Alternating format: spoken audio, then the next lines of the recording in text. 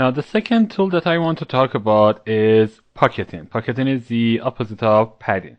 For this, I go to mechanical design and part design. I create a part here, and I start sketching again using XY plane. Going to sketch, and I'm going to use a very simple profile like a rectangle like this. So I'm not going to have constraint here. You can add constraints and change the dimensions or any other thing that you want to have.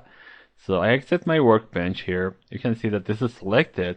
Now I go to padding, and padding the first thing that takes you to the second direction. I want to have about 40 millimeters of padding here, and I want to have it in two direction.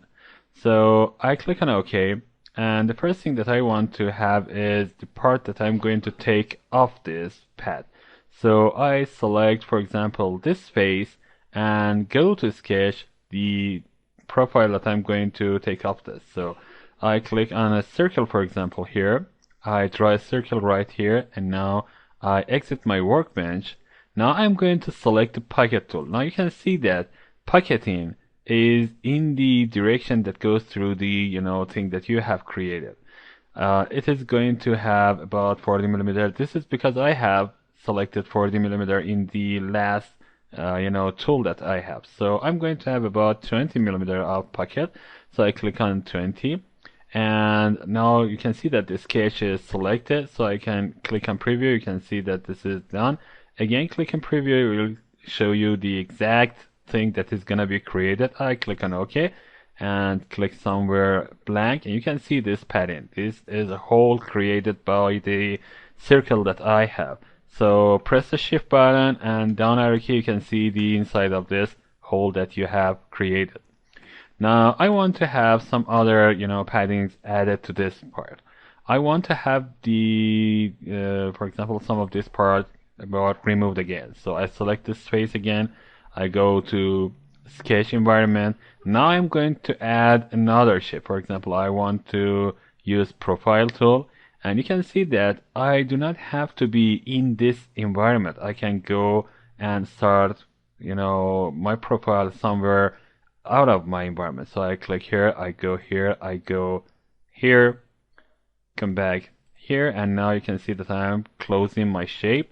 Now I have created this in this surface. And of course, I should say that this is a plane that I have used to create my profile. I exit my workbench. You can see that this is exactly aligned to this face. So I use pocket tool. Now you can see that I can select the amount of padding that I want to have. I can of course change the direction, but this is pocketing, of course. I'm sorry. I can select the reverse direction, and this tells me that I'm pocketing through the air. This is meaningless. So I go back, and this is the amount that I'm going to have. I'm going to have about 25 millimeter here. So I click OK, and you can see that this part is removed from my shape. Now I'm going to show you something interesting. I want to have the same amount of material removed from the other side. So I go and select the opposite side first using the shift and up arrow key. I rotate here. Of course you can use the rotate tool that's right down here. I'm going to select this face and go to sketch environment. Now I should have this in my viewpoint, so I go and click on this little icon here that tells me fit all in. You can see that it comes here. Now I want to see the sketch that I had previously created, so I go to part body and open this. The sketches that I had previously are here. The sketch that I use for pocket is this. I select this. Now you can see an option like this in operation toolbar that tells me project 3D elements. So I click here, and you can see that that sketch right there is replicated to the plane that I have here.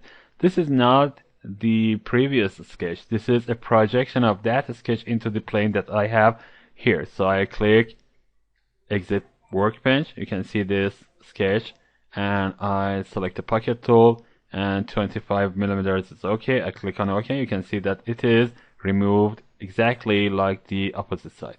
Now I want to have the circle in this side again. So I click here and go to the sketch environment again. Now I want to project the circle. So circle was used for the first bucket. So I click on sketch, and this is why I say you should change the name of anything that you have here by right clicking the specification tree, the object that you want to rename. You can go to properties, and now you can see that of course this is not possible to select something and rename it while you are working with that.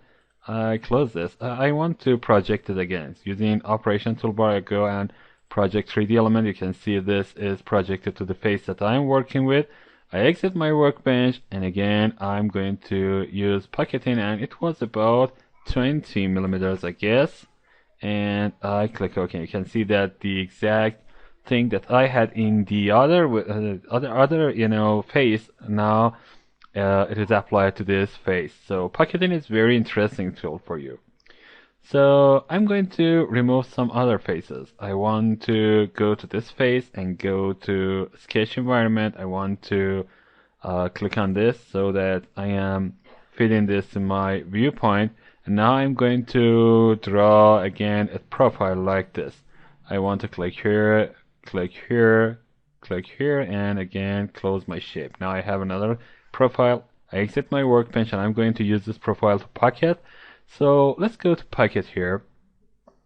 Using the pocket, now I'm going to select one other type of pocketing. This is going to be up to next, and this is going to be up to the next object that you select. For example, I'm going to select another face, and this is going through the shape up to that face.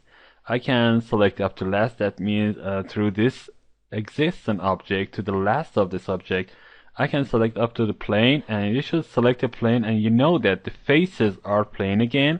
And of course I can use up to surface, and this is specifically particularly good when you are working with surfaces. So I'm going to select up to last, and you can see that this is cutting through the object to the end of it. So I click OK. Now I click in a blank area and try to rotate around my shape. Using this tool, I can select my shape and I can rotate around this. You can see that this is very complex shape, and of course it is what I want to create. So you can see different options of pocketing. I'm going to talk about pocketing more, and again you can see that we have second limit here by clicking on more, and I'm going to talk about thick profile and other things in the upcoming sections.